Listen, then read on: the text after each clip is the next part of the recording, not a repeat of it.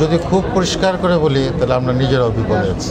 Senior শিল্পী হিসেবে এই বিষয়টার প্রতিবাদে কিছু করছেন কিনা বা করার উদ্যোগ আপনাদের চিন্তা ভাবনা আছে কিনা?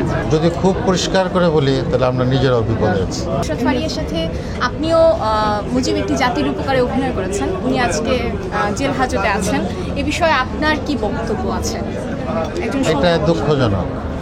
এখন উনি কি অভিনয় করার জন্য বন্দী হয়েছেন নাকি অন্য কোনো কারণে সেটা এখন আমাদের কাছে পরিষ্কার না।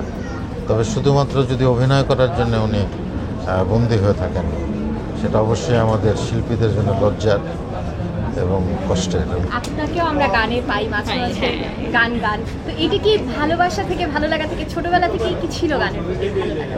গান তো সবসময় শুনতে ভালো লাগে, গুনগুন করে গাইতেও ভালো লাগে।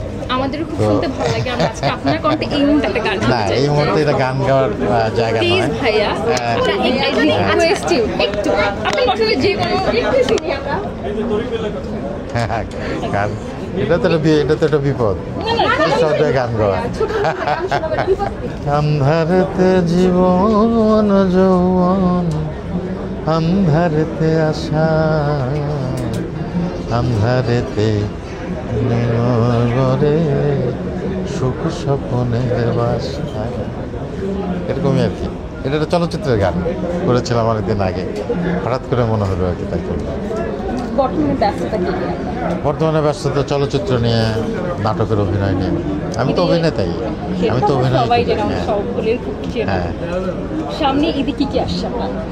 ঈদে যে ছবিগুলো নিয়ে আলোচনা হচ্ছে সেগুলোতেও আমি অভিনয় করেছি, যেমন তাণ্ডব, ইনসাফ, নীলচক্র, এগুলো আসবে। একা বাবু হয়ে সর্ব জায়গায় বিরাজ আছে। কিন্তু আমি অভিনেতাই, আসলে আমি অন্য কিছু না।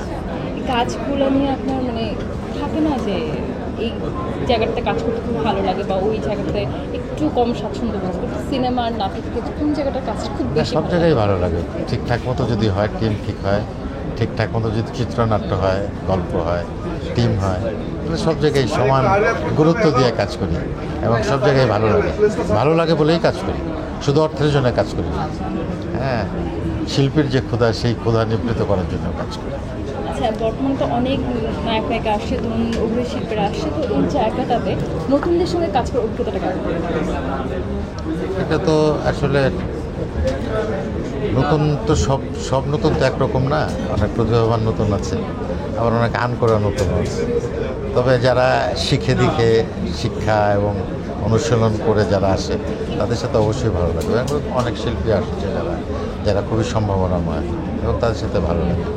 আবার সেই সাথে এটাও বলতে হয় যে অনেক আনাড়ি শিল্পীও আসে, যে আসলে শিল্পী না, মনে করে একটা সুযোগ পেলেই আমি শিল্পী হয়ে যাবো, তাদের সাথে কাজ করতে একটু অস্বস্তি হয়।